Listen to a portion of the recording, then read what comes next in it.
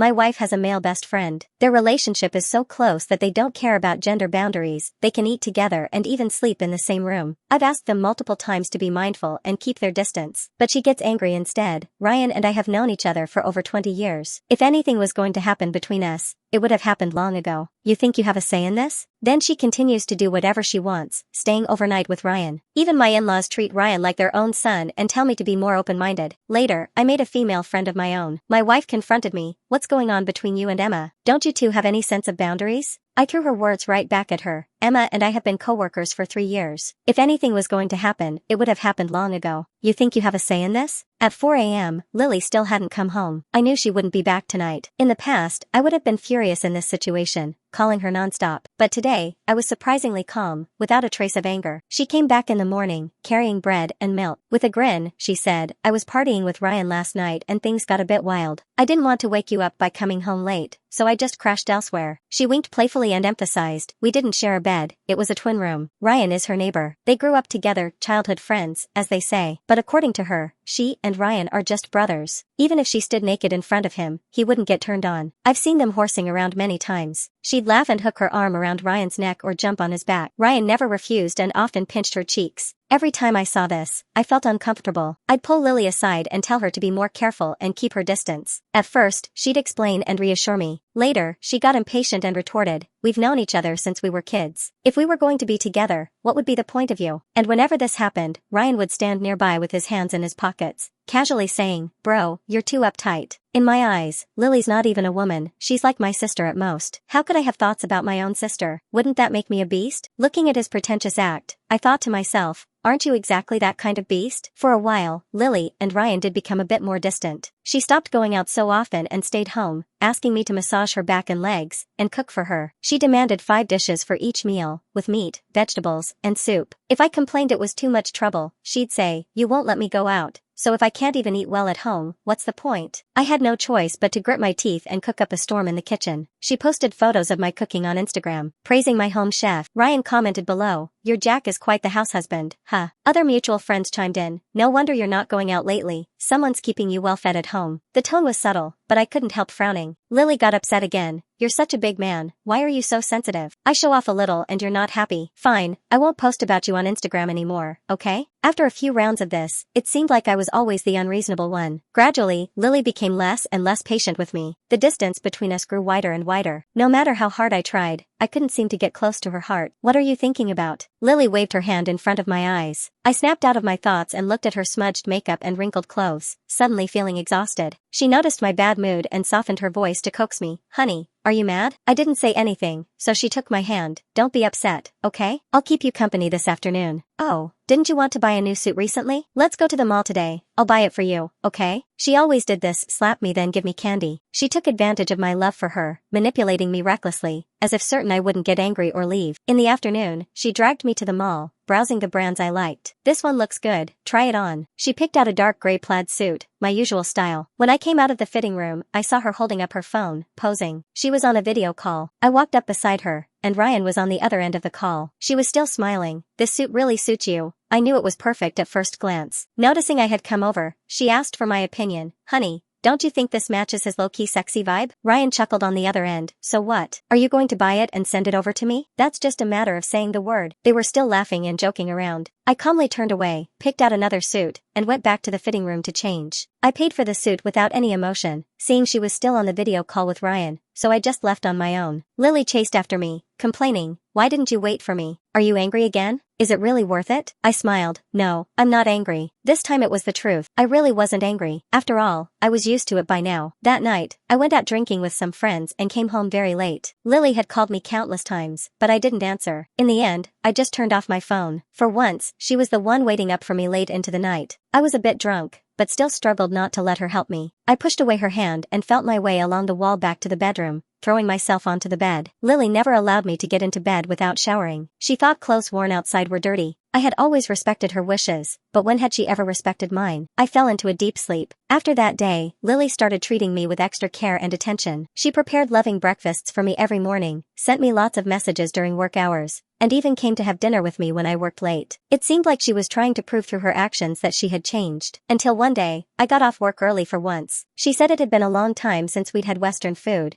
and there was a newly opened restaurant nearby that she wanted to try. I agreed and went straight there from the office. I arrived a bit early and was looking at the menu when I looked up and saw Ryan walk in with her. I took out my phone and sent a message. As Ryan sat down, he apologized. Sorry to crash your date. I just happened to be in the area on some business, and I've been wanting to try this place too. You don't mind, right? I don't mind, I said flatly. How about this meal is on me. As an apology, he said with an easy smile. Come to think of it, Lily sent me that suit last time, and I haven't properly thanked you yet. I glanced at Lily, so she had bought the suit for him after all. Lily seemed a bit nervous. We really did just happen to run into each other today. Ryan's not an outsider, and it's more fun to eat with more people, right? Ryan laughed and patted Lily's shoulder. Look how nervous you are. Jack and I have known each other for so many years now. What's wrong with having a meal together? Lily looked at me and quickly moved away from his hand. Just talk, don't touch me. He seemed a bit surprised, raising an eyebrow and giving me a meaningful look. Alright.